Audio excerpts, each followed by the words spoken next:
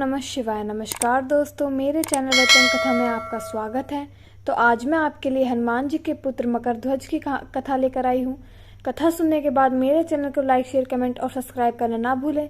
Subscribe करने के बाद बेल आइकन को प्रेस करें ताकि मेरी वीडियो की नोटिफिकेशन आपके पास सबसे पहले पहुँच सके। तो आइए, कथा कुछ इस प्रकार है। पवन पुत्र हनुमान जी बाल ब्रह्मचारी थे, लेकिन मकरध्वज को उनका पुत्र कहा जाता है। यह कथा उसी मकरध्वज की है। वाल्मीकि रामायण के अनुसार लंका जलाते समय आग की तपिश के कारण हनुमान जी को बहुत पसीना आ रहा था। इसलिए लंका दहन के बाद जब उन्होंने अपनी पूंछ में लगी आग को बुझाने के लिए समुद्र में छलांग लगाई तो उनके शरीर से पसीने की एक बड़ी सी बूंद समुद्र में गिर पड़ी। उस समय एक बड़ी मछली ने भोजन समझ वह बूंद निगल ली। उसके उदर में जाकर वह बूंद एक शरीर में बदल गई।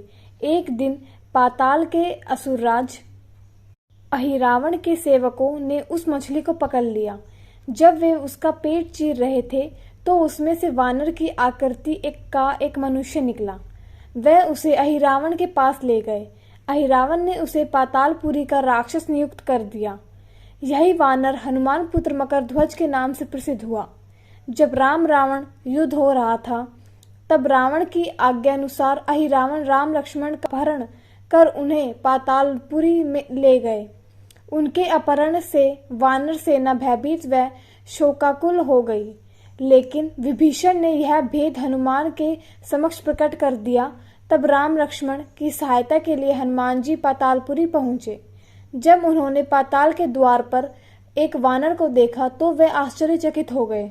उन्होंने मकरध्वज से उसका परिचय पूछा। मकरध्वज अपना परिचय देता हुआ बोला, मैं हनुमान पुत्र मकरध्वज हूँ और पातालपुरी का द्वारपाल हूँ। मकरध्वज की बात सुनकर हनुमान जी क्रोधित होकर बोले, यह तुम क्या कह रहे हो दुष्ट? मैं बाल ब्रह्मचारी हूँ, फिर भला तुम मेरे पुत्र कैसे हो सकते हो? हनुमान का परिचय पाते ही मकरध्वज उनके चरणों में गिर गया और उन्हें प्रणाम कर अपनी उत्पत्ति की कथा सुनाई। हनुमान जी ने भी मान लिया कि वह उनका ही पुत्र है, लेकिन यह कहकर कि वह अभी अपने श्री राम और लक्ष्मण को लेने आए हैं। जैसे ही द्वार की ओर बढ़े वैसे ही मकरध्वज उनका मार्ग रोकते हुए बोला, पिताश्री, यह सत्य है कि मैं आपका पुत्र हूँ, लेकिन अभी मैं अपने स्वामी की सेवा में हूँ, इसलिए आप अंदर नहीं जा सकते। हनुमान जी ने मकरध्वज को अनेक प्रकार से समझाने का प्रयास किया, किंतु वह द्वार से नहीं हटा। तब दोनों में घोर युद्ध शुरू हो गया। देखते ही देखते हनुमान जी उसे अपनी पूंछ में बांधकर पाताल में प्रवेश कर गए।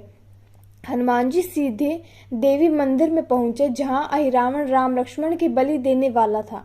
हनुमान जी को देखकर चामुंडा देवी पाताल लोक से प्रस्थान कर गई। तब हनुमान जी देवी रूप धारण करके वहां स्थापित हो गए।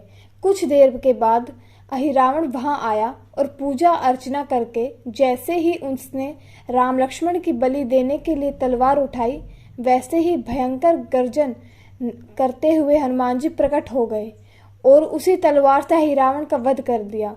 उन्होंने राम लक्ष्मण को बंधन मुक्त किया। तब श्री राम ने पूछा, हनुमान, तुम्हारी पूंछ में ये कौन बंधा है? बिल्कुल तुम्हारे समान ही लग रहा है, इसे खोल दो। हनुमान जी ने मकरध्वज का परिचय देते हुए उसे बंधन मुक्त कर दिया। मकरध्वज ने श्री राम के समक्ष सिर झुका लिया। तब श्री राम ने मकरध्वज का राज्याभिषेक कर उसे पाताल का राजा घोषित कर दिया और कहा कि भविष्य में वह अपने पिता के समान दूसरों की सेवा करे। यह सुनकर मकरध्वज ने तीनों को प्रणाम किया। तीनों उसे आशीर्वाद देकर वहां से प्रस्थान कर गए। इस प्रकार मकरध्वज हनुमान पुत्र कहलाए। धन्यवाद। ओम नमः।